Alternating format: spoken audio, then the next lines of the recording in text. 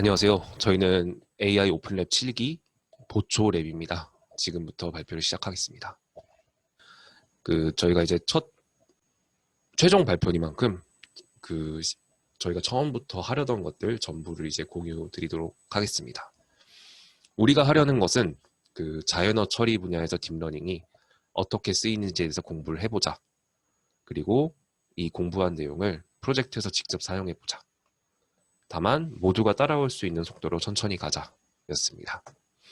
그래서 우리가 이제 실제로 한 내용은 줄거리와 묘사 데이터를 바탕으로 사용자에게 그 사용자가 좋아할 만한 영화를 추천해주는 시스템을 만들었습니다.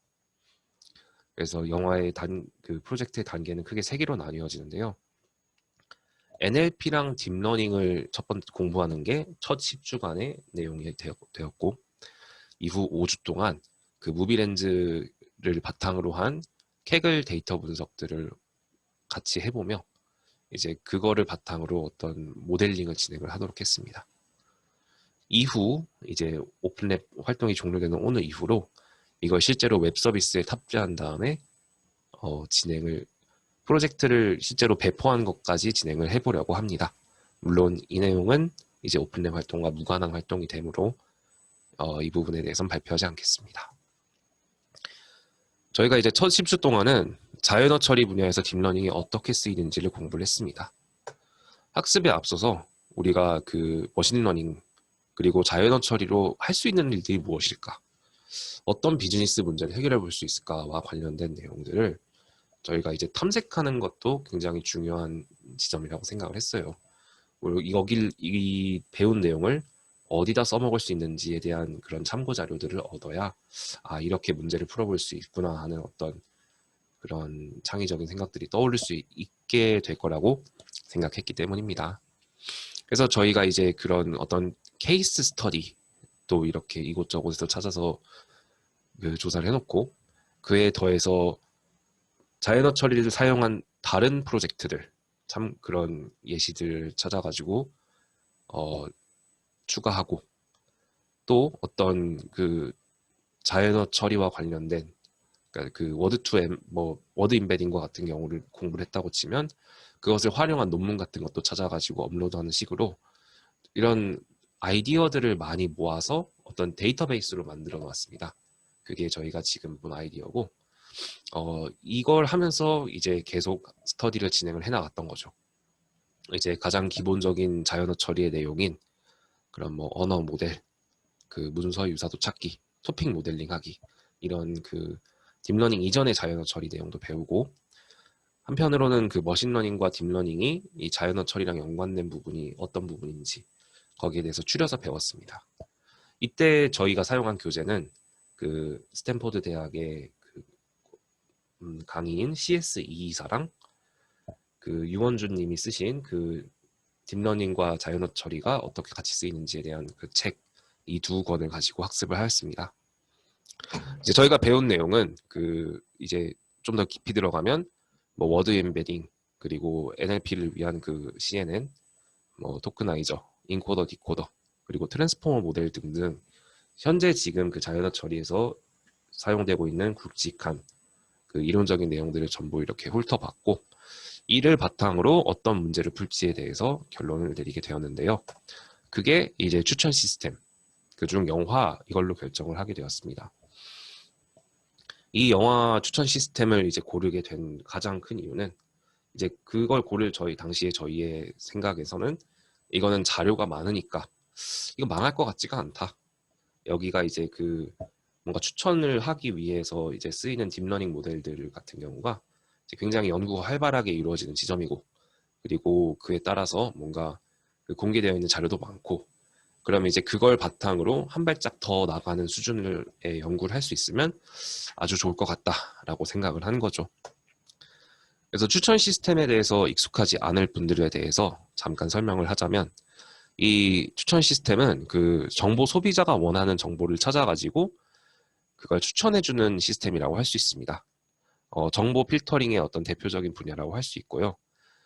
검색은 어떤 소비자의 능동적인 행위를 요구를 하지만 추천 시스템은 소비자가 별다른 행위를 하지 않고도 이런 그 수동적인 정보를 전달을 받을 수가 있어요. 그 추천 시스템의 분류를 찾아보면은 이 내용은 뒤에 알고리즘 선택에서 조금 더 자세히 다룰 것 같습니다. 이제 그 어떤 특정 아이템 하나를 가지고 그 아이템에 대해서 연관된 아이템을 찾아주는 방법이 있고, 뭐 어떤 사용자가 확인한 뭐 100개의 영화를 찾아서 그 영화의 공통점을 찾아낸 다음에 그 공통점을 가지고 있는 영화를 추천하는 방법이 있을 수 있죠. 피드백 종류에 따른 분류를 보면은 뭐 좋아요나 싫어요 같은 그 명시적 피드백을 사용하기도 하지만, 어떤 그 사용자가 막 예를 들면은 스킵하기를 했다거나 아니면 되돌려서 다시 봤다거나 하는 그런 그 어떤 묵시적인 데이터를 바탕으로 선호를 파악할 수도 있습니다. 이 외에도 그 이런 그 추천 정보를 업데이트하는 시기에 따라서 그 계속 이렇게 자동으로 그 업데이트가 되는 시스템이 있고, 그리고 좀 그 사용자가 아니 운영자가 직접 이렇게 업로드를 하고 막 이제 데이터를 변경해 줘야 되는 그런 그 정적인 추천 시스템 방법도 있는 거죠. 그래서 이렇게 추천 시스템을 저희가 만들기로 했고, 이걸 위해서 이제 데이터 분석과 모델링하는 작업을 5주 동안 진행을 했습니다. 일단은 그 저희 메인 모델을 위주로 설명을 드릴 건데, 우선은 저희가 사용한 데이터부터 설명을 드릴게요. 저희가 추천 시스템을 하기로 한 굉장히 중요한 이유 중에 하나는 이 내용이 이 데이터가 그 굉장히 잘 정제된 상태로 인터넷에 공개가 되어 있다는 이유 중 하나가 있었습니다.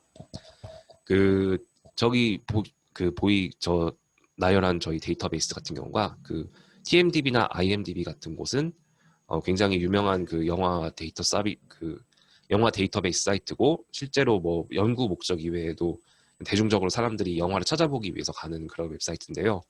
이제 이런 곳에서 자기네 데이터들을 이렇게 공개를 해준 게 있습니다.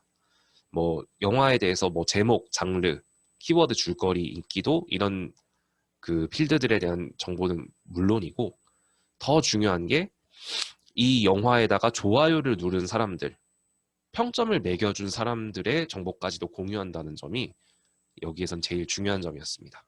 왜냐하면 그런 그 어떤 유저가 어디다 평가를 했는지에 대한 그 정보가 행렬로 나와 있어야 저희가 이제 그 사용자 간 유사도 파악을 이용한 그 딥러닝 모델을 사용해서 추천 시스템을 만들 수가 있거든요. 그래서 이 세 개 데이터베이스에 있는 내용을 조합해가지고 저희가 이제 그 데이터베이스 이 영화를 추천 시스템을 만들 수가 있었습니다. 네. 그래서 그 TMDB랑 캐글 데이터 같은 경우는 이제 버트의 줄거리 기반 모델 학습을 위해서 사용을 하게 되었고, IMDb 데이터 같은 경우는 위 데이터에 없는 추가적인 영화 정보를 가지고 있기 때문에 그거를 이제 보충적으로 사용할 수 있도록 하였습니다. 그래서 이제 데이터를 보면 약간 이런 식으로 만들어져 있는 거죠. 유저 아이디가 유저가 좋아했던 무비 아이디에 대한 레이팅이 이렇게 쭉 있고, 따로 또 이제 영화도 타이틀별로 이렇게 장르, 키워드, 배우 이런 것들이 이제 오른쪽에도 쭉쭉 있습니다.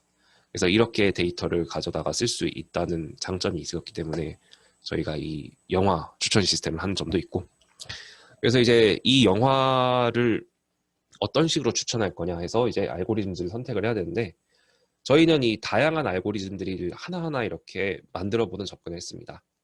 뭐 그 딱 제일 그 좀 쉬운 것부터 설명을 드리면, 그 내용 기반 필터링 알고리즘을 예로 들어서 설명을 드릴게요. 그러니까 어떤 영화의 영화 제목이나 감독, 장르, 배우 이런 게 그 데이터가 있을 거 아니에요. 근데 그 어떤 유저가 어떤 종류의 감독을 좋아한다, 배우를 좋아한다, 이런 것들을 이제 그 영화 평점 매긴 걸 통해서 학습시킨 다음에 그냥 그 똑같은 장르가 있는 것만을 이렇게 쏙쏙 뽑아와서 장르가 유사할수록 그 퍼센테이지가 높아지고, 감독이 같으면 또 퍼센티지가 높아지고 해서 굉장히 감독, 장르, 배우 이런 것들을 하나의 그 뭐라고 해야지 필드에 담고 이거를 백 오브 워즈라고 합니다. 이 백 오브 워즈에 그 일치하는 게 더 유사도가 높을수록 이 사람한테 이걸 추천해 준다, 이런 알고리즘이 있는데, 이거를 이제 저희가 다 굉장히 직접 구현을 해본 거죠.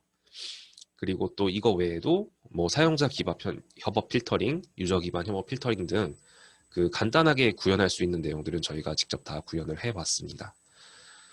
네, 사용자 기반 협업 필터링은 뭐 간단하게 설명드리면 아까 이렇게 데이터 보셨던 것처럼 이 사용자가 지금 유저 1번이잖아요.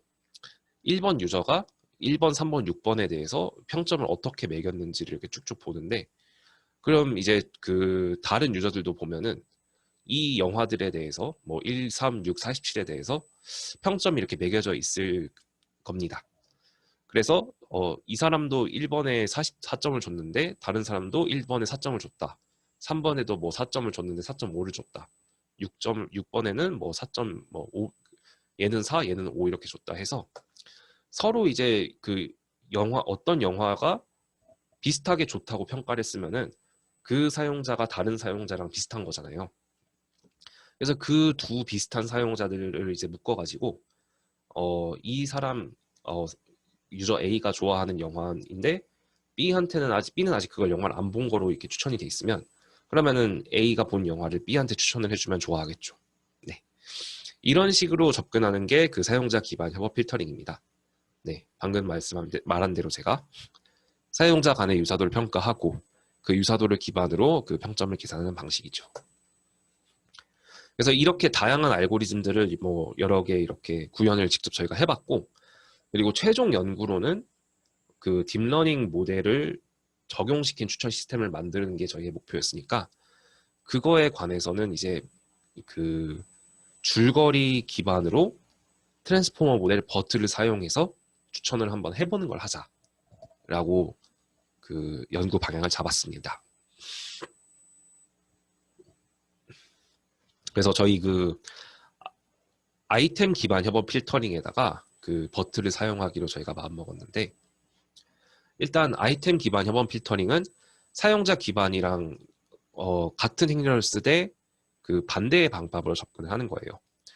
그러니까 아이템 정보를 이제 벡터로 나타내서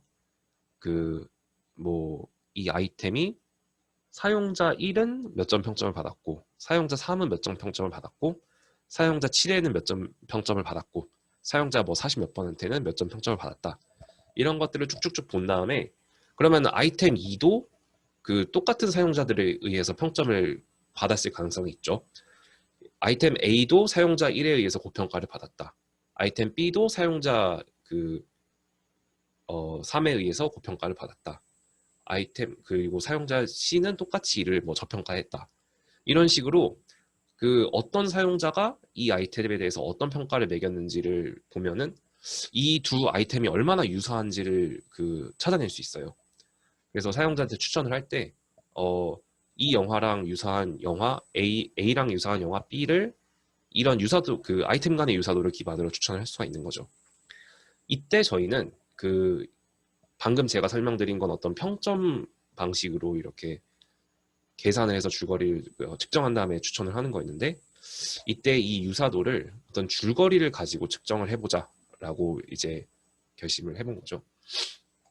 우선 그래서 모델링부터 이렇게 설명을 보자면, 저희가 이제 사용자가 만족한 영화랑 줄거리가 유사한 영화를 추천을 해야 되잖아요. 근데 이제 줄거리 유사도를 계산하려면 컴퓨터가 줄거리를 이해하게끔 해줘야 되죠. 그래서 이제 그걸 하기 위해서는 줄거리 속 단어들 간에 이제 어떤 문맥 정보, 문맥 관계를 계산하게끔 하는 모델이 필요한데, 이걸 위해서 저희가 버트를 선택을 했습니다.